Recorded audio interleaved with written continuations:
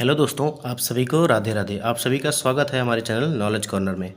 आज हम इस क्लास में, इतिहास की जो क्लास है, इसमें हम साइमन कमीशन और गांधी इरविन पैक्ट और उसके अलावा जो हमारा स्वराज स्वराज प्रस्ताव जो हुआ था, पारित हुआ था, उसके उसके संबंध में जितने भी क्वेश्चन जो है वो बीपीएससी के द्वारा बिहार के किसी भी गवर्नमेंट एग्जाम में पूछे गए हैं, उन सभी को डिस्कस करेंगे। इसके पहले हम जो है वो बहुत सारी क्लासेस कर चुके हैं और टॉपिक वाइज टॉपिक जो है वो सारे हमने कवर किए हैं, चाहे वो रोलेट एक्ट हो या 1857 की क्रांति हो या इसके अलावा जो है बंगाल का विभाजन हो और असहयोग आंदोलन हो या स्वदेशी आंदोलन हो। इन सभी को हमने जो है वो डिस्कस कर लिया है। अगर आप लोगों ने पिछली क्लासेस नहीं देखी हैं तो आप ज़रूर देखिएगा। सारे के सारे आपके प्रीवियस ईयर क्वेश्चन हैं और आप सभी के लिए वो बहुत ही इंपॉर्टेंट होने वाले हैं, क्योंकि बीपीएससी जो है वो बार बार जो है कहीं ना कहीं क्वेश्चंस को अपने रिपीट करती है और लगभग मिलते जुलते क्वेश्चन ही आपको आपके एग्ज़ाम में जो है बीपीएससी टीआरई 4 के एग्ज़ाम में देखने को मिल सकते हैं। इसके अलावा दोस्तों, आपको इतिहास के अलावा जो है भूगोल और साइंस की भी क्लासेस जो है वो हमारे चैनल पर मिल जाएंगी और सभी का लिंक जो है वो मैंने डिस्क्रिप्शन में दे दिया है। आप वहां से जाके क्लास को देख सकते हैं और क्लास की पीडीएफ के लिए आप हमारे टेलीग्राम चैनल से जुड़ जाइए, जिसका लिंक भी आपको डिस्क्रिप्शन में मिल जाएगा वीडियो के, और वहाँ से आप ज्वाइन हो जाइए, जिसके माध्यम से आप जो है वो डेली क्लास की पीडीएफ आपको मिल जाएगी। अब कुछ हमारे भाई बंधु ऐसे हैं जिन्होंने कमेंट करके कहा था कि सर जो है वो क्लास 1 घंटे की करिए। तो देखिए, बात थोड़ी सी ऐसी है कि हम छोटी छोटी क्लासेज इसीलिए कर रहे हैं ताकि जो है वो आपका पॉइंट बाई पॉइंट जो है वो क्लियर होता रहे। ठीक है, ज़्यादा पढ़ने से मतलब नहीं है आप कितना पढ़ रहे हैं और कितना आपके दिमाग में क्लियरली जो है वो बैठ रहा है और कितना आपको याद रह रहा है, उसके संबंध में बाकी आपको टेंशन लेने की ज़रूरत नहीं है। एग्ज़ाम के पहले पहले हम बीपीएससी की जो घटना चक्र की बुक है उसका और यूथ की बुक का और जो भी इम्पोर्टेंट पब्लिकेशन की बुक है उन सभी को जो है हम कवर करवा देंगे। उनसे जितने सारे क्वेश्चन जो है आपसे बने हैं प्रीवियस ईयर में, हम सारे के सारे आपसे कवर करवा देंगे। तो उसके लिए आपको टेंशन लेने की ज़रूरत नहीं है दोस्तों। आप बस पढ़ाई पे ध्यान दीजिए और अपना रिवीजन करिए और जितना भी पढ़िए उसको बढ़िया ढंग से रिवीजन करिए। और प्रीवियस ईयर क्वेश्चन के साथ साथ दोस्तों, मैंने आप सभी से कहा था कि आप जो है वो बिहार बोर्ड की एससीईआरटी और एनसीईआरटी जो है वो ज़रूर पढ़िएगा। अगर आपके पास अभी बहुत टाइम है तो आप क्या करिए कि 10वीं तक की एनसीईआरटी जो है वो लाइन टू लाइन बढ़िया एकदम डीपली पढ़िए। ठीक है, और वहाँ से जो है डू यू नो, इसमें जो बॉक्स में स्क्वायर बॉक्स में दिया रहता है क्या आप जानते हैं, वहाँ से जो है वो बहुत से ज़्यादा क्वेश्चन पूछ लेता है। तो इसीलिए क्या है कि उन सबको पढ़ते चलिए और नोट्स बनाते चलिए। इसके अलावा जो है आपको सभी सब्जेक्ट की एनसीईआरटी नहीं पढ़नी है। आप जो मतलब जिस सब्जेक्ट से पेपर देने जा रहे हैं, अब इसमें ऑप्शनल सब्जेक्ट होता है, कोई हिस्ट्री लेता है, ज्योग्राफी लेता है, पॉलिटी लेता है, इकोनॉमिक्स लेता है, तो जिससे भी रिलेटेड जिसने लिया है वो इसके माध्यम से जो है वो पढ़ाई कर सकता है। और एनसीईआरटी आपके लिए बहुत ही इंपॉर्टेंट है पढ़ना। एनसीईआरटी और एससीईआरटी और एससीईआरटी सेम ही है, बस थोड़ा सा उसमें फ़र्क क्या है कि बिहार के बारे में एससीईआरटी में कुछ एक्स्ट्रा दिया गया है जो काफ़ी इंपॉर्टेंट है, तो याद रखिएगा। तो हम वीडियो में आगे बढ़ने से पहले मैं आप सभी से कहूँगा कि अगर आप लोग हमारे चैनल पर नए हैं और चैनल को अभी तक सब्सक्राइब नहीं किया है तो चैनल को सब्सक्राइब कर दीजिएगा और वीडियो को लाइक कर दीजिएगा। वीडियो आपके लाइक करने से हमें मोटिवेशन मिलता है और हम आपके सामने जो है वो और अच्छे से जो है प्रश्नों को डिस्कस कर पाते हैं और बढ़िया प्रश्न आपके सामने ला पाते हैं। तो इसीलिए मैं कहता हूँ कि वीडियो को लाइक कर दीजिएगा, चैनल को सब्सक्राइब कर दीजिएगा और ज़्यादा से ज़्यादा शेयर कर दीजिएगा। तो हमने पिछले वीडियो में सवाल आपसे पूछा था कि साइमन कमीशन पहली बार भारत में कब आया था। अभी ये जो है इससे टीआरई 3 और टीआरई 4 में भी सवाल पूछे गए थे। तो आप सभी को पता होना चाहिए कि टीआरई 3 और 4 में सवाल, तो सॉरी 4 कह रहा हूँ, 4 तो अभी होने वाला है। टीआरई 2 और 3 में जो है इससे सवाल संबंधित पूछा गया था। तो साइमन कमीशन पहली बार जो है भारत में जो है वो वर्ष 1928 में आया था। कब आया था? 1928 में आया था। ठीक है, वर्ष 1919 में जो एक्ट आया था, ठीक है, जिससे उसके बाद क्या है कि हर 10 साल पर क्या होता था कि भारत में क्या होता था कि एक प्रकार से समीक्षा होती थी संवैधानिक आयोग के गठन की। ठीक है, कि कितनी सीटें बढ़ानी है या किस अगर ज़रूरत है तो किसी संगठन का या किसी आयोग का गठन करना है। जैसे टाइम टाइम पर विश्वविद्यालय आयोग आ गया या सती प्रथा को हटाने के लिए आ गया। ऐसे ही क्या हुआ कि संवैधानिक एक समीक्षा होती थी, उसी के हिसाब से ये जो है हर 10 साल पे 15 साल पे होता था। तो उसी के बेस पे जो है 1928 में फिर से जो है साइमन कमीशन आया था। तो इसमें क्या है कि किसी भी जो है, क्योंकि ये था भारत के बारे में, भारत की समीक्षा करने आया था, राजनीतिक और प्रशासनिक दोनों के रूप में। लेकिन इसमें हुआ क्या कि किसी भी भारतीय को जो है वो हिस्सा नहीं दी गई। ठीक है, इसीलिए क्या है इसका विरोध भारत में बहुत तगड़े स्तर पर हुआ और साइमन गो बैक के नारे लगाए गए थे। ठीक है, इसे क्या कहा गया था कि सर्वश्वेत कमीशन भी कहा गया था। क्यों कहा गया था? क्योंकि इसमें कोई भी भारतीय नहीं था। अब आप सोचिए, आपके घर के बारे में बात हो रही हो और उसमें आपके घर का एक भी सदस्य ना हो किसी चीज़ पर डिसीजन लेने के लिए, तो वो आपको कितना बुरा लगेगा। तो यही हुआ था साइमन कमीशन के साथ। ठीक है, तो क्या है कि हमारा जो बी विकल्प है वो हमारा सही हो जाएगा।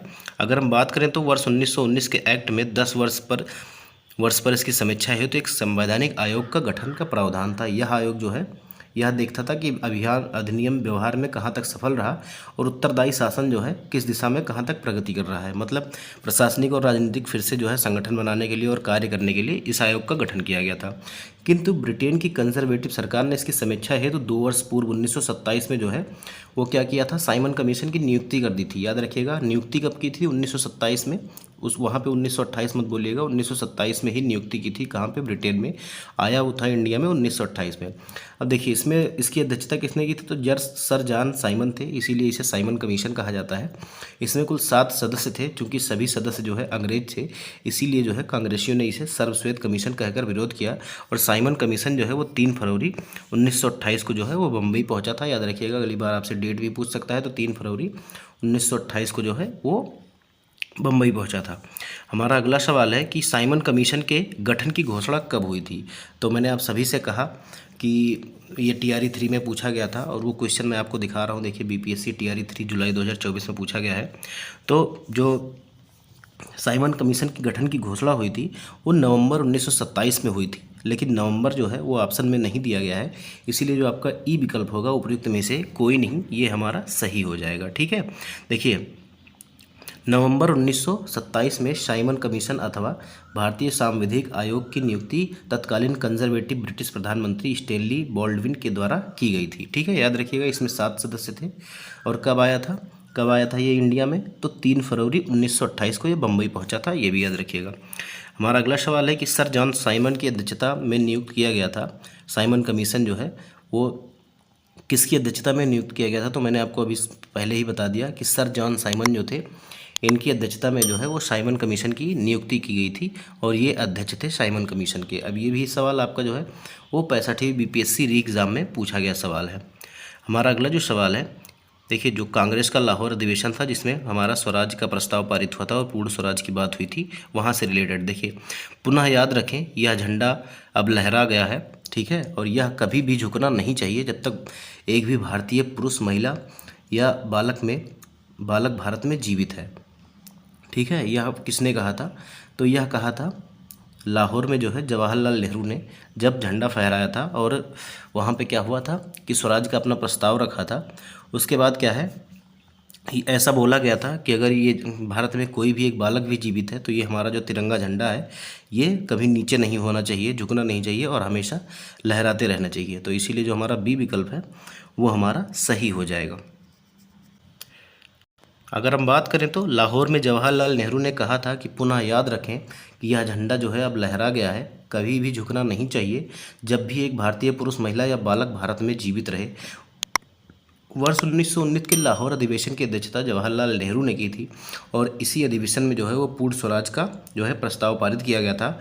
और इसी अधिवेशन में सबसे इम्पोर्टेंट बात यह है कि याद रखिएगा कि 26 जनवरी 1930 को जो है वो स्वतंत्रता दिवस मनाने का क्या किया गया था, निर्णय किया गया था। अब इसीलिए जो है वो संविधान को जो है वो 26 जनवरी को ही पूर्णतः लागू किया गया था, ये भी याद रखिएगा, क्योंकि पहले से ही 26 जनवरी को स्वतंत्रता दिवस की घोषणा मनाने की घोषणा कर दी गई थी और निश्चय कर लिया गया था। इसीलिए जो है वो 26 जनवरी को, क्योंकि भारत तो 15 अगस्त को आज़ाद हुआ था, तो स्वतंत्रता दिवस 26 को कैसे मना सकते थे। इसीलिए क्या है कि अगर हम संविधान को किसी और दिन भी लागू कर देते तो क्या होता कि 26 जनवरी के दिन का महत्व जो है वो ख़त्म हो जाता। तो इसी को ध्यान में रखते हुए जो संविधान सभा है उसने 26 जनवरी को जो है वो पूर्णतः जो है संविधान को लागू किया था। हमारा अगला सवाल है कि पूर्ण स्वराज का प्रस्ताव लाहौर कांग्रेस में पारित किया गया था। वर्ष आपसे वर्ष पूछ रहा है, तो अभी थोड़ी देर पहले आपने देखा कि वर्ष 1929 में जो है वो जवाहरलाल नेहरू की अध्यक्षता में जो है वो पूर्ण स्वराज का प्रस्ताव पारित किया गया था और ये जो है आपका 42वीं BPSC में पूछा गया सवाल है। हमारा जो अगला सवाल है, अब देखिए एक्सप्लेनेशन आप लोग क्या है कि पीडीएफ लेके पढ़ लीजिएगा, आपका प्रैक्टिस भी हो जाएगा। तो जो इम्पोर्टेंट है मैं आपको पढ़ के बता दूंगा।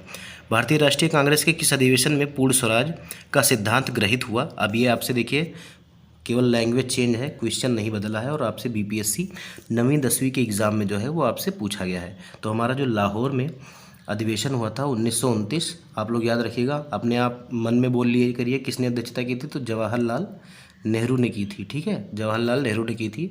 और इस संविधान इस मतलब अधिवेशन की जो मुख्य बातें थीं क्या थीं कि इसी में जो है वो 26 जनवरी को स्वतंत्रता दिवस मनाने का डिसीजन लिया गया था। इसके अलावा जो है वो पूर्ण स्वराज का प्रस्ताव रखा गया था। ठीक है, हमारा अगला क्वेश्चन है कि भारतीय राष्ट्रीय कांग्रेस ने किस सत्र में जो है वो पूर्ण स्वाधीनता का प्रस्ताव जो है वो पारित किया था?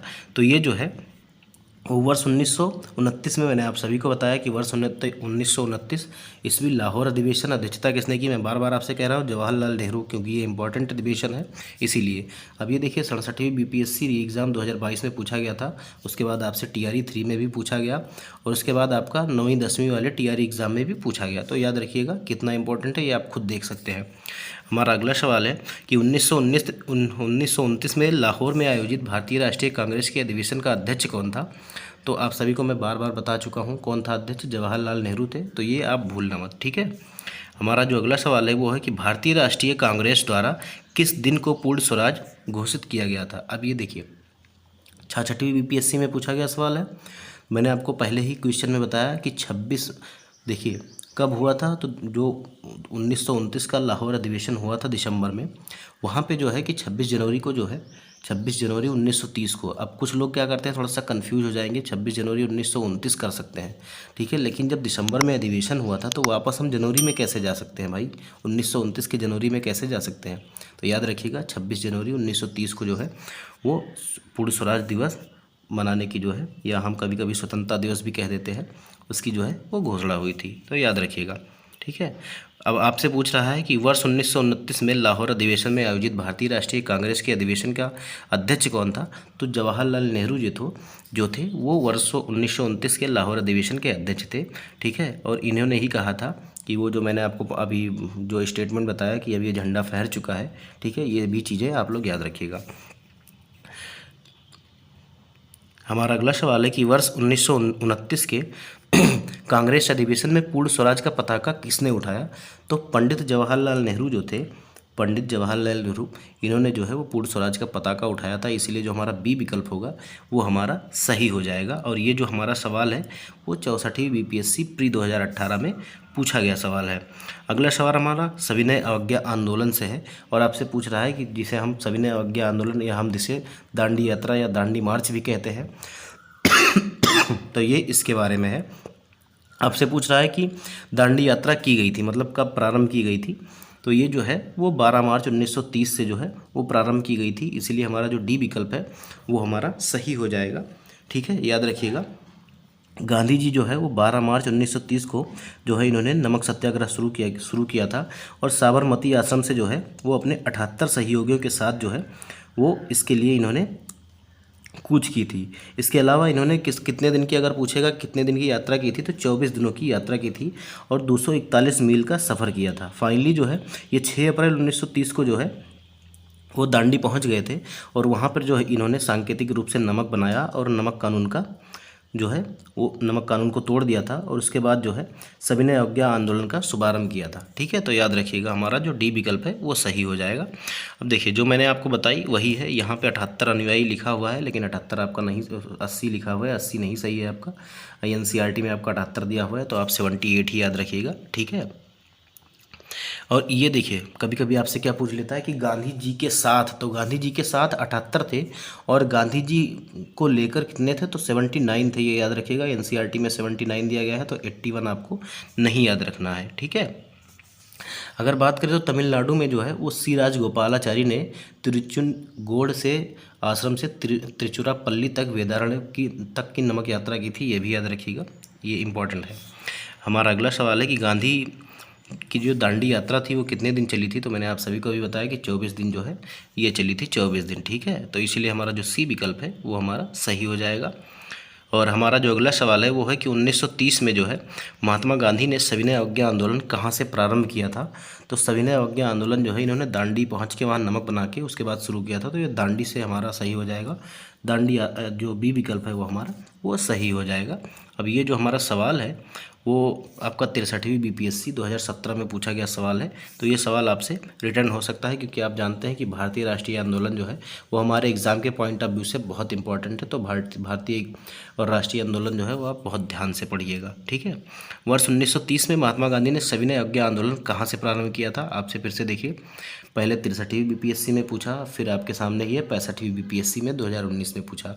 तो कहाँ से प्रारंभ किया था, तो इन्होंने दांडी से प्रारंभ किया था। सेम टू सेम क्वेश्चन है, एक शब्द भी नहीं बदला है। तो आपका जो बी विकल्प है वो हमारा सही हो जाएगा, ठीक है। हमारा अगला क्वेश्चन है कि सविनय अवज्ञा आंदोलन के दौरान महात्मा गांधी के नेतृत्व में दांडी मार्च ने लगभग कितनी दूरी तय की थी। तो 241 मील की दूरी जो है वो दांडी मार्च ने जो है तय की थी। तो इसीलिए हमारा जो बी विकल्प है वो सही हो जाएगा। और ये आपका जो है वो बीपीएससी टीआरई 3 जुलाई 2024 में पूछा गया सवाल है। तो मैं सीधे आपको एग्ज़ाम का सवाल दिखा रहा हूँ और आपको करा रहा हूँ। तो आपको बस प्रैक्टिस करने की ज़रूरत है, ठीक है, और एनसीईआरटी साथ साथ में पढ़ने की ज़रूरत है। हमारा अगला सवाल है, अगर हम इसके एक्सप्लेनेशन की बात करें दोस्तों, तो 12 मार्च को साबरमती आश्रम से दांडी मार्च प्रारंभ हुआ और साबरमती से दांडी तक की 241 मील की दूरी उन्होंने 24 दिन में पूरी की। इस दौरान गांधी जी जहाँ विश्राम करते थे वहाँ जनसमूह को क्या करते थे, संबोधित करते थे, ठीक है। हमारा अगला सवाल है कि नमक सत्याग्रह के दौरान बिहार में लोगों ने नमक बनाने के साथ साथ किस कर के विरोध के द्वारा सरकार का विरोध किया, ठीक है। तो ये जो चौकीदारी कर था इसके द्वारा जो है बिहार के लोगों ने जो है वो आपका नमक सत्याग्रह के दौरान जो है वो सरकार का विरोध किया था। इसीलिए हमारा जो ए विकल्प है वो हमारा सही हो जाएगा। अगर हम बात करें तो 6 अप्रैल 1930 को बिहार के सारण जिले में नमक सत्याग्रह की शुरुआत की गई। सारण और चंपारण जिले में सत्याग्रह शुरू करने वाले बिहार के पहले 2 जिले थे, ठीक है। कौन, तो सारण और चंपारण। ये भी इंपॉर्टेंट है, याद रखिएगा, पूछ सकता है कि कौन से जिले जो थे सबसे पहले नमक सत्याग्रह जहाँ से शुरू हुआ था। तो सारण और चंपारण। बिहार में लोगों को नमक बनाने के साथ साथ चौकीदारी कर के द्वारा सरकार का विरोध किया बिहार में लोगों ने, और चौकीदारी कर का विरोध बिहार में अत्यधिक सफल रहा था, ठीक है। हमारा अगला क्वेश्चन है कि नमक सत्याग्रह के दौरान बिहार के लोगों ने नमक बनाने के साथ साथ जो है वो सरकार के विरुद्ध किस कर का विरोध करने का विकल्प चुना। तो आप सभी को पता है अभी मैंने थोड़ी देर पहले ही आपको बताया कि वो कर कौन सा था, तो हमारा चौकीदारी कर था। कौन सा कर, चौकीदारी कर। इसीलिए जो हमारा सही विकल्प होगा वो हमारा ई विकल्प हो जाएगा, उपयुक्त में से कोई नहीं, ठीक है। हमारा अगला सवाल है जो 63वीं बीपीएससी में पूछा गया है कि गांधी जी के नमक सत्याग्रह का उद्देश्य क्या था। तो गांधी जी के नमक सत्याग्रह का उद्देश्य क्या था, तो इसमें क्या था कि नमक कानून को जो है निरस्त करना और आम लोगों के लिए जो है वो आर्थिक राहत भी थी, ठीक है। तो इसमें जो 2 विकल्प है वो हमारा सही हो जाएगा। इसके अलावा जो है एक प्रकार से पूर्ण स्वराज भी इससे जुड़ा हुआ था। तो हमारे कई विकल्प 2-3 विकल्प इसमें सही हो जाएंगे, ठीक है। तो इसीलिए जो है वो हमारा डी विकल्प जो है उपयुक्त, ई विकल्प जो है उपयुक्त में से एक से अधिक, उपयुक्त में से एक से अधिक जो है वो सही हो जाएगा। कानून को निरस्त करना, ठीक है, और आर्थिक लोगों के लिए राहत और भारत के पूर्ण स्वराज, ये सारे उद्देश्य एक प्रकार से इससे जुड़े हुए थे, ठीक है। इसीलिए क्या है कि हमारा जो ई विकल्प है उपयुक्त में से एक से अधिक वो हमारा सही हो जाएगा। वीडियो में आगे बढ़ने से पहले दोस्तों मैं आप सभी से एक बार फिर से कहना चाहूँगा कि अभी तक अगर वीडियो को आपने लाइक नहीं किया है तो वीडियो को लाइक कर दीजिए और चैनल को सब्सक्राइब कर दीजिए।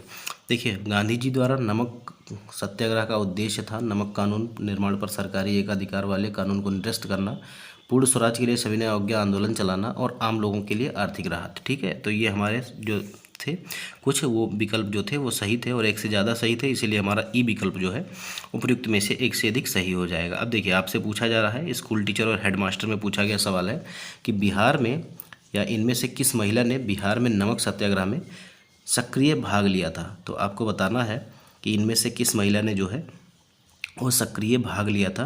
तो अगर हम बात करें तो श्रीमती मीरा देवी और श्रीमती हसन इमाम और कुमारी गौरी दास, इसके अलावा क्या है कि सीसी दास और सरस्वती देवी और शिवधारी पांडे और साहिबाला राय इनमें आदि कुछ प्रमुख महिला थी जिन्होंने क्या है कि सक्रिय भाग लिया था नमक सत्याग्रह में। इसीलिए जो हमारा डी विकल्प है उपयुक्त में से एक से अधिक वो है सही हो जाएगा। अगर हम बात करें तो श्रीमती मीरा देवी, हसन इमाम, गौरी दास, सीसी दास, सरस्वती देवी और शिवधारी पांडे और साहिबाला राय इत्यादि महिलाओं ने जो है वो बिहार में नमक सत्याग्रह में सक्रिय रूप से भाग लिया था। इसीलिए हमारा जो डी विकल्प है वो सही हो जाएगा। हमारा अगला क्वेश्चन जो है वो आपसे 41वीं बीपीएससी में पूछा गया है और आप लोग जो है वो आंसर भी देख पा रहे होंगे। ठीक है, तो आपको बताना है कि सविनय अवज्ञा आंदोलन की असफलता के बाद गांधी जी ने किसके ऊपर महत्व दिया। तो गांधी जी तो पहले ही हिंसा का प्रयोग नहीं करना चाहते थे, तो ये हमारा गलत हो जाएगा। समझौता तो हो ही नहीं सकता, उपयुक्त में से कोई नहीं, ये होगा भी नहीं। और जो है रचनात्मक कार्यक्रम जो है इसको जो है इन्होंने महत्व दिया था। ठीक है, सविनय अवज्ञा आंदोलन की असफलता के बाद जो है गांधी ने रचनात्मक कार्यक्रम को महत्व दिया और अक्टूबर 1934 में गांधी जी ने अपना पूरा समय हरिजन उत्थान में लगाने के लिए सक्रिय राजनीति से स्वयं को हटाने का निश्चय किया। सितंबर 1932 में हरिजन कल्याण हेतु अखिल भारतीय छुआछूत विरोधी लीग की स्थापना की, इसे ही बाद में हरिजन संघ नाम दे दिया गया था और हरिजन नामक साप्ताहिक पत्रिका का इन्होंने प्रकाशन भी किया। ठीक है, हमारा अगला सवाल है जो बीपीएससी स्कूल टीचर और हेडमास्टर में पूछा गया सवाल है दोस्तों। 6 अप्रैल 1930 को चंपारण में नमक सत्याग्रह का नेतृत्व किसने किया था।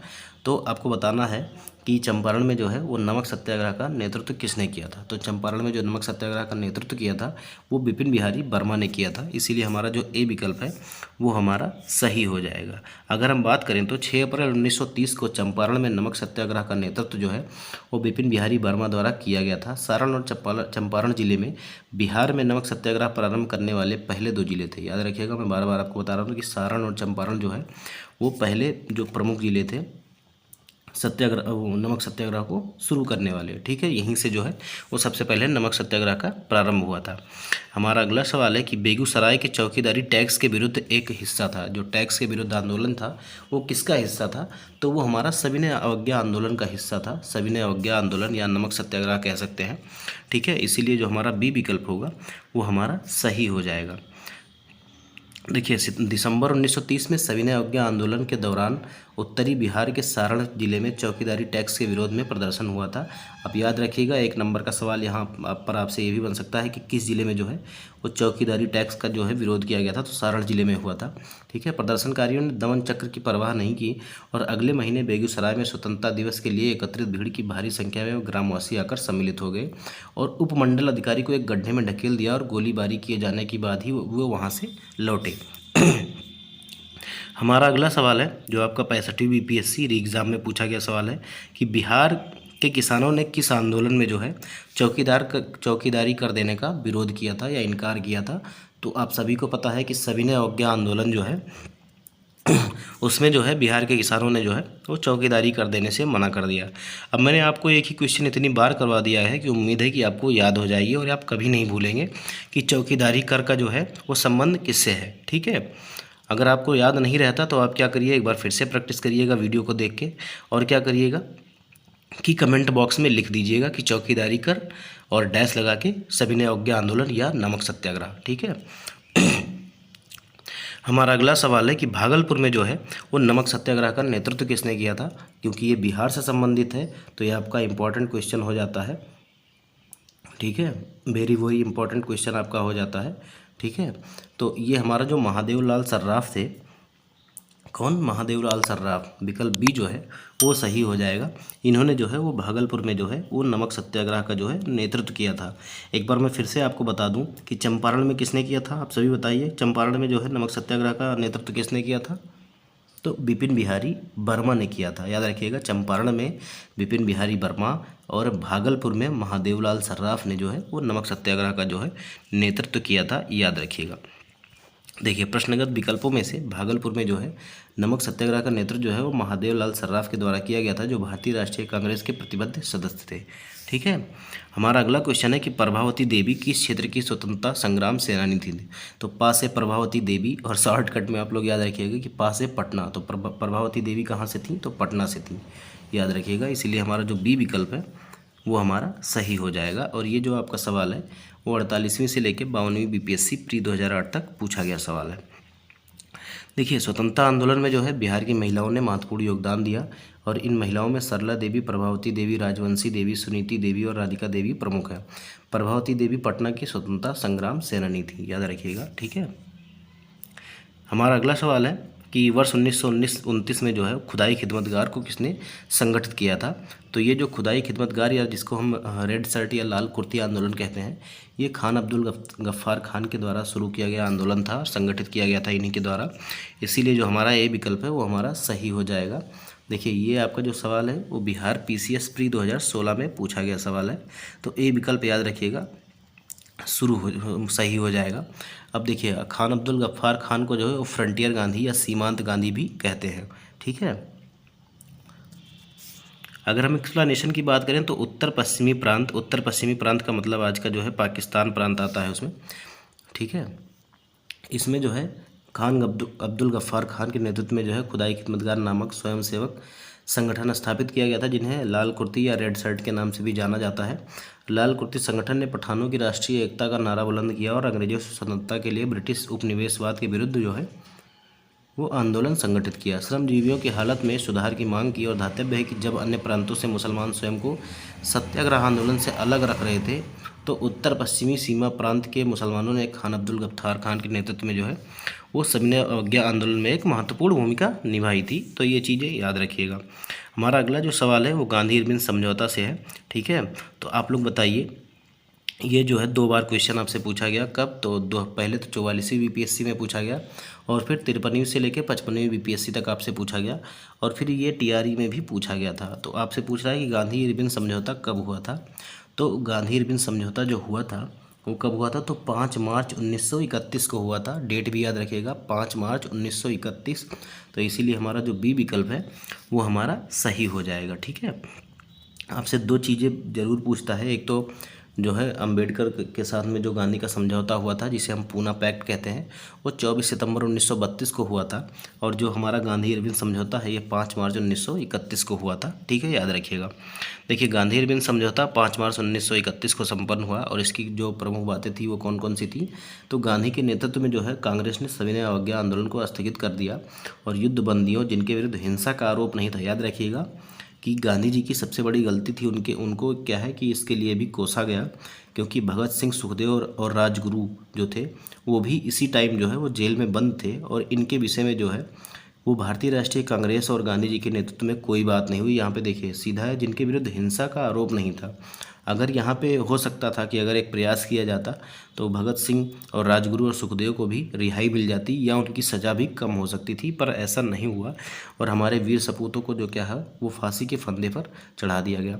इसके अलावा जो है विदेशी कपड़ों और शराब की दुकानों पर शांतिपूर्ण धरना देने का अधिकार जो है वो इनको दे दिया गया भारतीयों को, और समुद्र तटीय प्रदेशों में बिना नमक कर दिए जो है वो नमक बनाने की अनुमति भी दे दी गई थी। ठीक है, इसके अलावा जो है कांग्रेस जो है वो द्वितीय गोलमेज सम्मेलन में भाग लेने के लिए तैयार हो गई थी।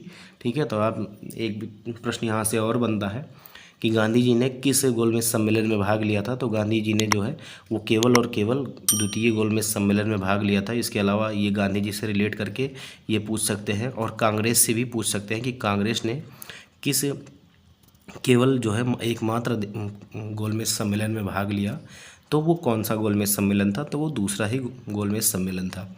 अब देखिए, परंतु इस समझौते ने जो है मैंने बताया कि जनता को निराश किया, क्योंकि भगत सिंह, सुखदेव और राजगुरु की फांसी न दिए जाने की जनता की मांग को इसमें सम्मिलित नहीं किया गया था। ठीक है, याद रखिएगा। देखिए, प्रसिद्ध गांधी इरविन समझौता किस वर्ष हुआ था? तो गांधी इरविन समझौता जो है वो वर्ष 1931 में हुआ था। इसीलिए जो हमारा अगला सवाल है कि 5 मार्च 1931 को कौन सी महत्वपूर्ण घटना हुई थी। तो देखिए, ये आपसे जो है BPSC स्कूल टीचर और हेडमास्टर में पूछा गया सवाल है। मैंने कहा था इंपॉर्टेंट रखिएगा, पूना पैक्ट और गांधी इरविन समझौता जो है इसकी डेट जो है याद रखिएगा। तो इसका जो ए विकल्प होगा वो सही हो जाएगा। कौन सा? ए विकल्प, गांधी इरविन समझौता। ठीक है, इसीलिए जो हमारा ए विकल्प है वो सही हो जाएगा। ठीक है, हमारा जो अगला सवाल है वो है कि गांधी इरविन समझौता जो हुआ था उसको जो है समझौता करवाने में जो है वो भूमिका जो है किसने निभाई थी, महत्वपूर्ण भूमिका, आपसे मुख्यतः ये पूछ रहा है। तो इसमें जो तेज बहादुर सप्रू थे, ठीक है, तेज बहादुर सप्रू ठीक है। इनके अलावा जो एम.आर. जयकर थे, इनके माध्यम से जो है वो जो है गांधी इरविन समझौता हुआ था। ठीक है, तो याद रखिएगा आप, तेज बहादुर सप्रू और एम.आर. जयकर। ठीक है, कब हुआ था गांधी इरविन समझौता? तो 5 मार्च 1931 को। अगर हम बात करें तो वायसराय इरविन ने देश में सौहार्द और वातावरण उत्पन्न करने के लिए जो 26 जनवरी 1931 को गांधी जी को जेल से रिहा कर दिया, और तेज बहादुर सप्रू तथा एम.आर. जयकर के प्रयासों से जो है वो गांधी इरविन के मध्य जो है वो फरवरी 1931 में जो है वो दिल्ली में वार्ता प्रारंभ हुई, और 5 मार्च 1931 को दोनों के मध्य एक समझौता हुआ जो गांधी इरविन समझौता के नाम से जाना जाता है। इस समझौते के परिप्रेक्ष्य में सरोजिनी नायडू ने गांधी और इरविन को दो महात्मा की संज्ञा दी थी। ठीक है, तो याद रखिएगा कि गांधी और इरविन को जो है वो महात्माओं की संज्ञा किसने दी थी? तो सरोजिनी नायडू ने की थी। 1 नंबर का सवाल आपका यहाँ से भी बन सकता है। ठीक है, कि दो महात्माओं की संज्ञा गांधी और इरविन को किसने दी थी? तो किसने दिया था? सरोजिनी नायडू ने दिया था। हमारा अगला सवाल है कि 5 मार्च 1931 को निम्न में से कौन सा समझौता हुआ था? तो आप सभी को पता है कि गांधी इरविन समझौता हुआ था। कौन सा? गांधी इरविन समझौता। तो इरविन और गांधी समझौता जो है हमारा सी विकल्प है वो सही हो जाएगा। ठीक है, इसके अलावा जो है वो हम अगले हमारा जो सेशन होगा उसमें हम गोलमेज सम्मेलन से संबंधित जो है वो सवाल करेंगे। तो आज का वीडियो हमारा यहीं तक था। उम्मीद है कि आपको वीडियो पसंद आया होगा। आप सभी को जो है वो वीडियो के कमेंट में इस सवाल का जवाब देना है, जिसमें आपसे पूछा जा रहा है कि किस भारतीय नेता ने जो है लंदन में प्रथम गोलमेज सम्मेलन में भाग लिया था। तो ये जो है आपको वो कमेंट बॉक्स में इसका उत्तर देना है। देखिए, उत्तर ज़रूर दीजिएगा, चाहे गलत हो या सही हो। जब आप एक्टिविटी करते हैं तो क्या है कि आपको चीज़ें जो है वो जल्दी याद हो जाती हैं। इसके अलावा दोस्तों, जो अभी आप सभी जानते ही होंगे कि जम्मू कश्मीर में जो है वो आतंकवादी हमला हुआ है, और कई बहुत सारे टूरिस्ट थे जिन पर जो है वो गोलियां चलाकर उनकी हत्या कर दी गई है। तो हम जो है वो घायलों के शीघ्र स्वस्थ होने की कामना करते हैं, और जिनकी भी दुर्घटना में मौत हो गई है उनके परिवारजनों के प्रति हम अपनी संवेदनाएं व्यक्त करते हैं। और हम ये भी चाहते हैं कि गवर्नमेंट जो है वो सख्त से सख्त कदम उठाए, और इसके अलावा जो है वो किसी भी आतंकवादी को वो है बख्शा नहीं जाएगा। हमें ये चाहिए कि उनको जो है उनके कर्मों की सज़ा जो है वो गवर्नमेंट जल्दी से जल्दी दे, और जो है जम्मू कश्मीर को जो है वो आतंकवाद से मुक्त करने के लिए जो है वो अभियान चलाए। और मिलेंगे हम अगले वीडियो में ऐसे ही आपके जो है बढ़िया प्रश्नों के साथ। थोड़ा सा जो है वो मन व्यथित है कल की न्यूज़ के साथ। आप सभी को पता होगा, आप सभी ने देखा होगा, आप सभी भी जो है वो निराश होंगे और दुखी होंगे। किसी के साथ भी ऐसा नहीं होना चाहिए, और ये जो है भारत को देखना पड़ेगा, और भारत को जो है वो कुछ ठोस कदम जो है वो आतंकवाद के खिलाफ उठाने पड़ेंगे। ठीक है, तो अब जो हमारा आज का सेशन था दोस्तों यहीं तक था। उम्मीद है कि आप सभी को जो है वो वीडियो पसंद आया होगा, और वीडियो को आपने लाइक कर दिया होगा, चैनल को सब्सक्राइब कर दिया होगा, और ज़्यादा से ज़्यादा शेयर कर दिया होगा। मिलते हैं अगले वीडियो में, तब तक के लिए धन्यवाद, नमस्कार।